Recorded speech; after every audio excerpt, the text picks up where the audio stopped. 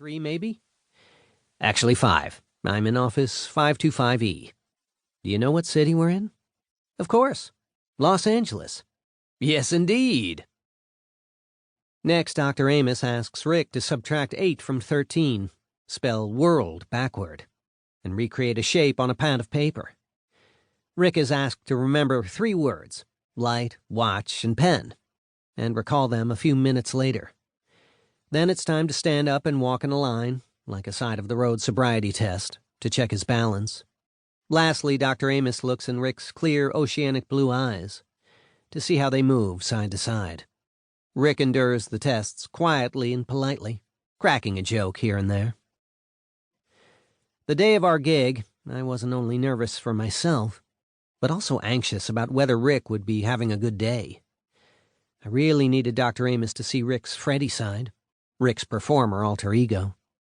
I needed him to see how music flows in Rick's bloodstream, how it resides permanently in his muscle memory, how joyful and engaging he is when he's singing with his guitar, how music emerges in Rick from his soul instead of his brain. Dr. Amos needed to meet Freddy so he could understand who Rick is at his core. He needed to see what's at stake to lose. Rick and I had been practicing for weeks. We had a set list of 3 songs rearranged for our acoustic guitar duet: Andalusia, Midnight Motel, and True Blues, the songs I was most comfortable with. In the doctor's office's blandly decorated lobby, I set up a music stand that holds a lyric binder to help prompt Rick to remember what words come next. Rick's holding his Fender acoustic, and I've got my acoustic Taylor. I am jittery as hell. Doctors and nurses file in. They bring a chair for me to sit in. Rick prefers to stand. It's innate by now that when he's playing, he's moving. Dr. Amos and the rest of the staff take their phones out, pointing at us, ready to record.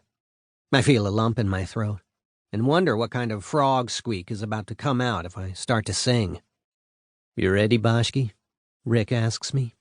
"I have to pee like a banshee," I whisper in his ear. "Well, at least it's not diho," he jokes back. Our word for diarrhea. We've been together so long we have our own language. He turned to the audience. "You see," he says, "I had this crappy hand-me-down, practically broken television where I used to watch the Beatles play. One day when I was 17, back in 1967, I watched them sing a song about a girl named Andalusia. I thought, what a beautiful name. I should write a song about her, too." Now you might be thinking, wait, I don't know a Beatles song about a girl named Andalusia. Well, you're right. There isn't one. What I heard as Andalusia was actually I'm a Loser. But now there is a song about Andalusia, and it goes like this. When he counts down 1, 2, 3, 4, I know there is no going back. It is time to play. Rick and I were on fire, singing to the delighted and dancing faces of Dr. Amos's caring staff. On our last song, True Blues, he took it home. The song suits him. It's raucous. He only needed to glance at the lyrics on the music stand once. When we finished the set, our audience whooped and hollered. Dr. Amos pulled me aside and said, "I see what you mean about Rick. Your show was music to my ears.